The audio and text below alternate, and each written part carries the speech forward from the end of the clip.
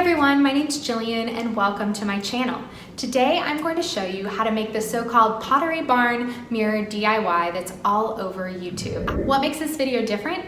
It's inspired by the other YouTubers' DIYs, but it's going to be a larger, more sturdy version. A lot of people use foam board and just glue the mirrors on. I also saw people who took a giant mirror and put on wooden panes and created their own frame around the mirror. That just seemed like too much of a project for me. So I wanted to do a combination of the two. So I found a piece of plywood and got some dollar store mirrors and put them on with construction adhesive. So let's jump into it. I'll show you what worked, what didn't, and hopefully this helps you if you're like me and have been eyeing this project for a long time and you want to try it yourself. So our first step in the project is gathering the materials. I got most of my supplies from the Dollar Tree and Lowe's. First, I used 20 mirrors from Dollar Tree. These were the 8x10 size with a black frame. You could use any type of mirror though, depending on the look that you're going for. Make sure you check the quality of your mirrors before you buy them.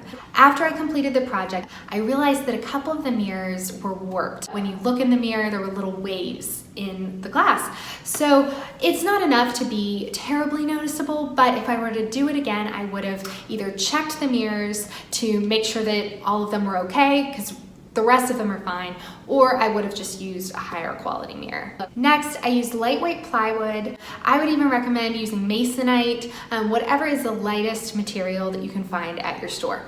With my 8x10 mirrors, I used a piece of plywood that was 41 inches by 42 inches, which is slightly smaller than the dimensions of the mirror overall. And I did this so that the mirror would cover the plywood, so you wouldn't be able to see it very much when it was hanging. Next up on the materials list is liquid nails. It's a type of construction adhesive that's going to give a really secure hold for the mirrors. Just make sure to get the quick drying version so that you're not waiting around like I was for my project to dry. Next, make sure to get a caulk gun, which is used to dispense the construction adhesive. Also, don't forget to get some gloves for the adhesives that you're going to be handling. You'll also need these large D-ring hangers as hardware to hang your mirror.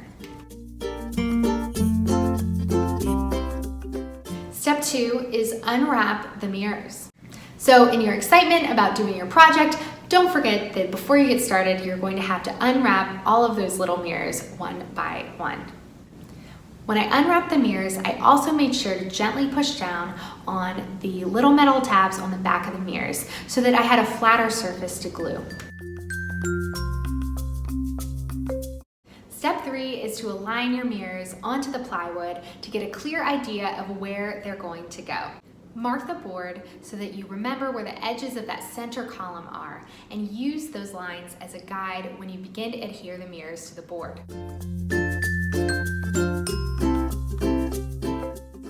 Step 4 is to prepare the caulk gun. I had never used one of these before, and unfortunately there was quite a learning curve. This tool reminded me of a cross between a cake decorating tool and a hot glue gun. So suit up with your gloves and break the seal on the liquid nails or whatever construction adhesive you have with the pin that is attached to the caulk gun. Then load the container of the liquid nails into the gun. Press the trigger to apply pressure to eventually dispense the construction adhesive. The first time you use it, it's going to take a few tries to prime the pump with the new container that you've just loaded. Now, a word of caution, because it's pressurized, the adhesive could keep coming out of the container even after you've stopped trying to pull the trigger. So to do this, you need to just press a lever on the gun and relieve the pressure. As you can see, I faced some challenges with using this tool and material for the first time. So hopefully these tips can help you if you're new to this like I was. Step 5 is to glue the middle column of mirrors. While you're at it, go ahead and add a column next to this middle column. You'll align all the other mirrors to these, so make sure to get them on straight. You'll see that I started by using a lot of adhesive and realized that I didn't need quite as much as I went along. Step 6 is to glue the rest of your mirrors. Once you've glued the middle section, you can go ahead and glue the rest. But make sure to avoid these mistakes that I made. Don't put too much adhesive where the cardboard backs of the mirrors connect to the frame. On one of my mirrors, the caulk seeped through to the glass and I had to use nail polish remover to clean it up. Thankfully, the non-acetone nail polish remover I had on hand did not discolor the black mirror frame, but be careful if you run into this issue. Also, don't put too much weight on the mirrors when you're gluing them and pressing them down into the plywood. I actually broke one of my mirrors when I was doing this, and I had to wait and go out the next day and try to find another mirror that matched. So you'll see in the footage of this project, it's done except for one mirror in the corner there, and that severely delayed my timing.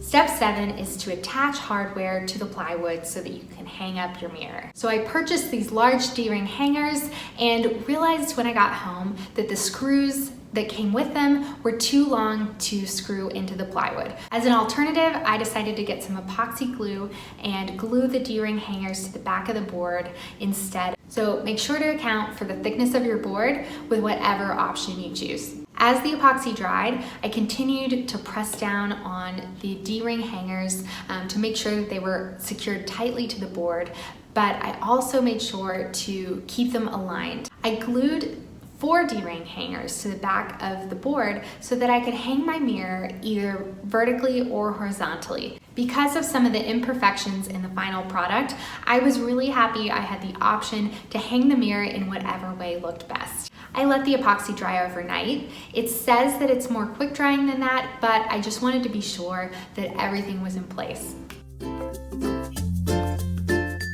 Let's talk about the takeaways from this project. This version of the DIY is a great method if you want to make a larger, more sturdy mirror. I recommend weighing the cost of your time against the cost of the materials to make this DIY. I love how my mirror turned out, but it was not as inexpensive or as easy as I thought it would be. The learning curve for the construction adhesive made this project a bit tedious for me. I spent around $21 on the Dollar Tree mirrors, note the broken mirror, and then I spent over $50 on the supplies. Even though the mirror cost a lot more than I expected, it's still a significant savings from the almost $700 25 panel mirror I saw on the Pottery Barn website. If you're thinking about attempting this, you should also consider which materials you're most comfortable working with. Is it poster board or plywood or masonite? Or for the adhesive, is it hot glue, construction adhesive, or even duct tape? So whatever material you know that you are strongest at working with, I recommend choosing a method that fits that. If you're making a smaller mirror, the easiest DIY Pottery Barn mirror tutorial I've seen is from Catherine at Do It On a Dime. I'll link her video in the description box below if you'd like to check that out. Otherwise, if you'd like to make a giant mirror like I did, just minimize your costs, know the materials you're working with, and you're gonna do great. If you like this video, please give it a like and subscribe so you don't miss the next DIY. This is a new channel where I'll be sharing DIY videos like this one, organization tips, and product reviews. Thanks for watching. See you in the next one. Bye.